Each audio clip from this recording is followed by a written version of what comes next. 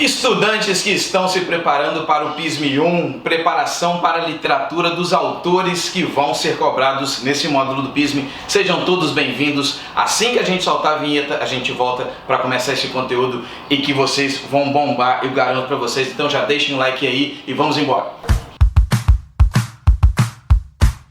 Olá meninos e meninas, jovens do meu Brasil, tudo bem com vocês? Eu sou Geraldo Filho e na aula de hoje nós veremos sobre as tendências na literatura da segunda metade do século XX. Pera aí, Geraldo, mas poxa, eu lá na minha escola estou estudando romantismo, realismo, quando muito, ou eu ainda nem vi literatura. Relaxem, é por isso que vocês estão aqui assistindo a esse vídeo hoje, porque eu também vou garantir que vocês vão tirar 4 ou 5 na prova do PISM de literatura, eu garanto. É só você prestar atenção, é só você ficar de olho aqui nesse quadro, é só você desvendar toda essa letra maravilhosa que tem aqui, anotar no seu caderno que a nota vem. Eu ouvi um amém desse lado aí? Amém. Então vamos lá, meninos. Prestem atenção aqui. Como vocês puderam perceber, independente de onde vocês estejam estudando, é muito provável que vocês ainda estejam no século XIX no estudo da literatura. Se é que você já viu literatura na sua turma, mas pode ficar tranquilo porque isso não é um problema. O que a gente precisa identificar aqui é que nós vamos fazer um recorte temporal. E é interessante que você já tenha assistido a primeira parte desse vídeo que eu vou deixar aqui no card para que você assista na sequência. Portanto, você dê um pause aqui se você ainda não assistiu esse vídeo, clica aqui, assista primeiro e depois volte para entender melhor todo esse conteúdo.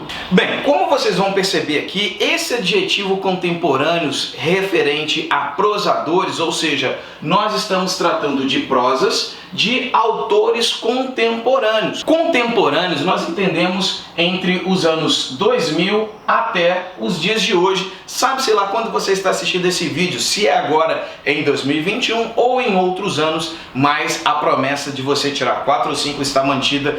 Portanto, essa é a questão, nós compreendermos o que é produzido atualmente. Então é só você fazer um senso crítico, só você fazer um levantamento que existe uma literatura muito forte, essa literatura de engajamento, que é algo que nós vamos ver logo aqui. Portanto, esses prosadores contemporâneos, eles são reflexo de toda uma literatura que vai ser marcada pela indicação desses autores que nós veremos aqui no final, beleza? Mas para isso, nós vamos fazer um recorte temporal e o nosso início se dará aqui nos anos de 68 e 69, quando nós formos falar do tropicalismo. O tropicalismo em 68 e 69, principalmente com Caetano Veloso e Gilberto Gil. Esses dois pensadores, eles fizeram dentro daquele movimento, o movimento hippie. Nós, dentro do Brasil, em 1968, tivemos a instituição do AI-5. O AI-5, gente, foi o ato mais duro dentro da ditadura militar. Sim, o Brasil teve uma ditadura militar, não foi regime militar. Não houve troca de poder, ou seja, ficou tudo nas mãos dos militares durante 21 anos. E aí, dentro desse contexto, já havia um endurecimento, mas isso não foi suficiente para que artistas, recebendo a influência da cultura oriunda do movimento hippie, que também eram protestantes contra a ideia da guerra do Vietnã, realizaram em 69 o Woodstock. Eles tinham essa ideia principalmente da liberdade, essa ideia da experimentação, a experimentação artística, a experimentação poética, a experimentação sexual, a experimentação cultural. Logo, tudo isso foi uma marca dentro do tropicalismo. Esse sufixo ismo aqui, portanto, já tem uma dica, eu vou deixar essa aula aqui sobre processo de formação de palavras.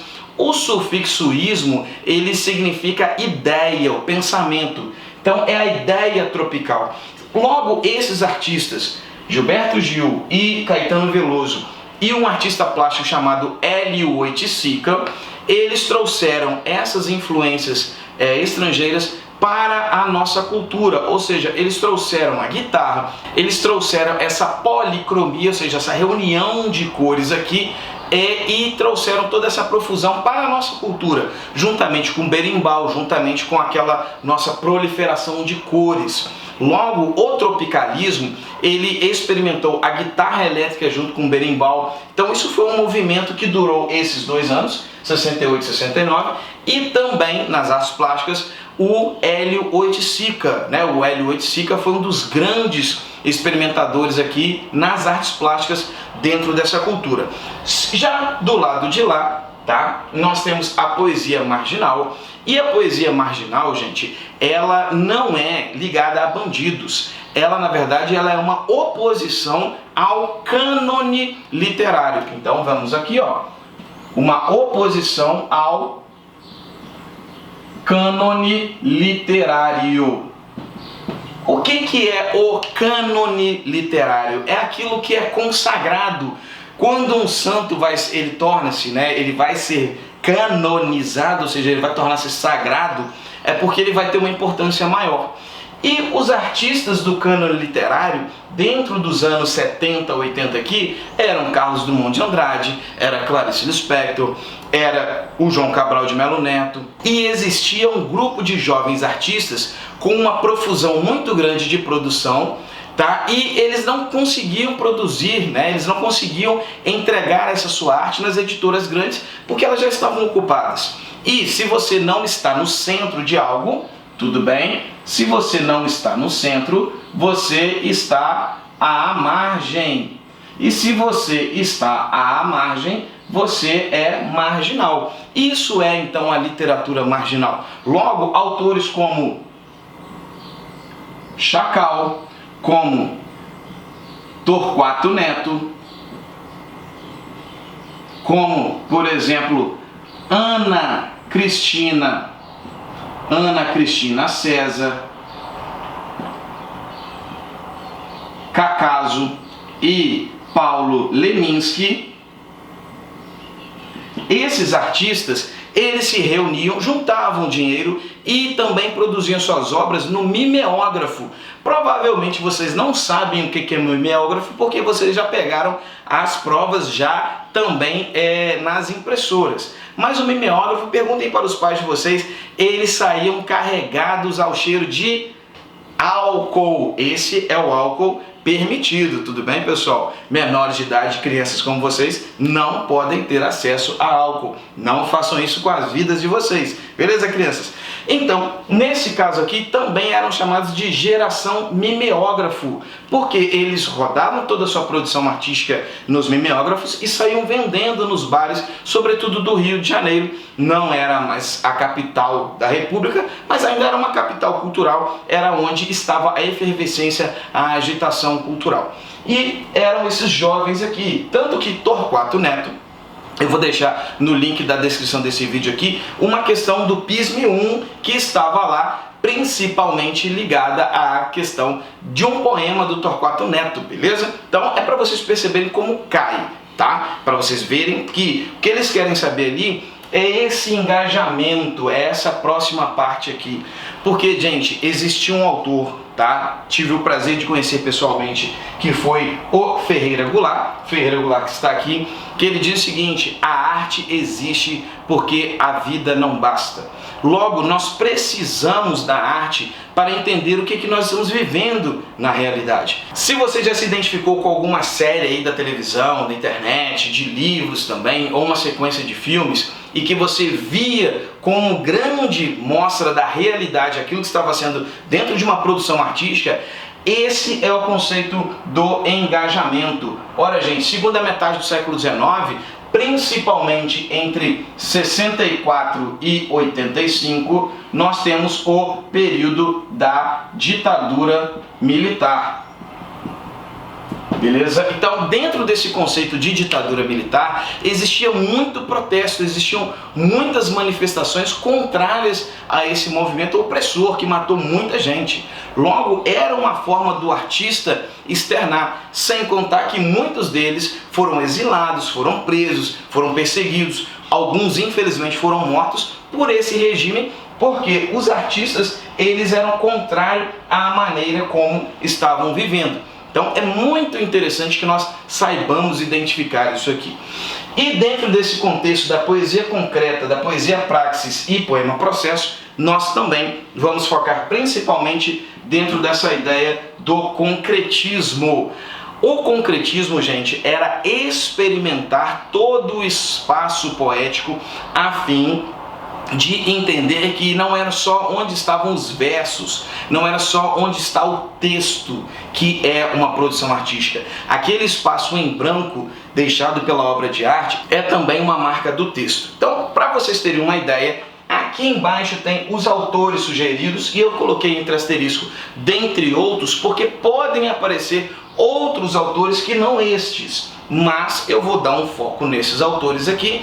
E se vocês quiserem assistir mais conteúdo sobre todos esses artistas, está logo aqui embaixo também na descrição do vídeo um link para vocês assistirem a cada uma dessas aulas com mais calma, para fazerem mais anotações aqui. E qualquer dúvida que vocês tiverem, podem colocar aqui nos comentários que eu respondo para vocês. E se vocês quiserem preparar mais ainda e melhor para a prova do Enem, é só vocês baixarem o simulado que eu deixei aqui com questões exclusivas e já agendarem para assistir a live que eu vou fazer assim que nós estivermos bem perto da prova do PISME aí, para a gente mandar muito bem. E você que está no primeiro ano, se você já quiser se preparar para o Enem também, é só você entrar aqui no link, o primeiro comentário aqui, que é um grupo para o Telegram, onde eu coloco notícias todos os dias para você aumentar o seu repertório sociocultural. E se você quiser que eu corrija a sua redação, só você mandar uma mensagem inbox para mim, você pode ter certeza que é um preço que cabe dentro do seu bolso.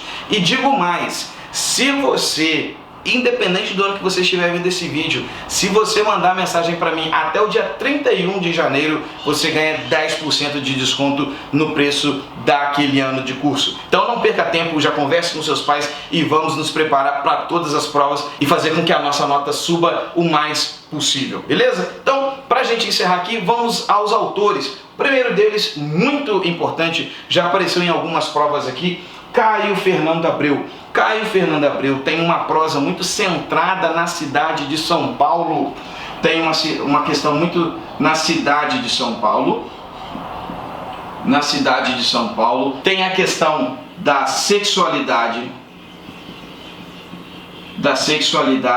das drogas e da angústia como temáticas mais recorrentes em sua prosa. Caio Fernando Abreu, todos esses autores aqui têm uma incidência muito grande. Ele é um autor dos anos 70, 80. Já a Clarice Lispector, eu vou deixar um outro vídeo aqui no qual eu falo dos autores, né, da geração da terceira fase do modernismo, que engloba também o Guimarães Rosa.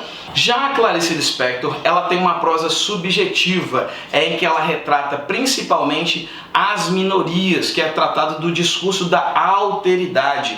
E uma outra marca muito forte dela também é a catarse, que é a explosão. Então, ela tem aqui, Clarice, ela tem o discurso da alteridade, ela tem a questão da epifania, tá? E tem a questão da catarse, sendo que a catarse é algo que a personagem sofre ali, que ela expõe tudo para fora, e também a epifania é algo positivo ou negativo na vida de alguém. Já o Ferreira Goulart, ele é um daqueles autores que foi exilado, ele é autor de um poema chamado Poema Sujo, que é de 1977, e ele foi escrito quando ele está na Argentina. Ele foi escrito quando ele estava na Argentina, ele foi lido aqui no Brasil porque a censura era muito grande. Já o Guimarães Rosa, ele tem como marca principal aqui retratar toda a sua produção dentro do norte de Minas e sul da Bahia. Ele tem uma literatura regionalista, mas principalmente marca ali é o seu neologismo e os aforismos. O que vem a ser o neologismo? O neologismo é a criação de palavras, enquanto o aforismo são máximas populares, são ditados populares, são experiências da vida do sertanejo. Essa é uma marca principalmente aqui do Guimarães Rosa, então a gente vai destacar principalmente o neologismo e a questão dos aforismos. O neologismo e o aforismo do Guimarães Rosa são essas marcas aqui, que vão presenciar a figura do sertanejo de uma maneira mais direcionada para a construção de uma linguagem mais interiorana, mas com temáticas universais, como vocês vão poder assistir nesse card que eu havia falado para vocês da terceira fase do modernismo, que engloba tanto Clarice quanto Guimarães Rosa. E temos aqui também um cronista, um dos grandes cronistas da literatura brasileira, que é o Rubem Fonseca. Então, a marca maior do Rubem Fonseca aqui é escrever crônica. Beleza, gente? Então esse é o conteúdo que nós temos para a primeira fase do PISM, que foca então a produção literária da segunda metade do século XIX. Eu tenho certeza que se vocês assistirem esses vídeos quantas vezes necessário for para que vocês possam mandar bem, eu garanto que vocês vão tirar uma grande nota. E aí aproveite e já mande para o máximo de amigos que vocês puderem, para que uma galera tire uma grande nota em língua portuguesa, em literatura também, e a gente vai aparecer lá nos Trending Topics do Twitter. Conto com todos vocês. Um grande abraço e até mais. Valeu, fui!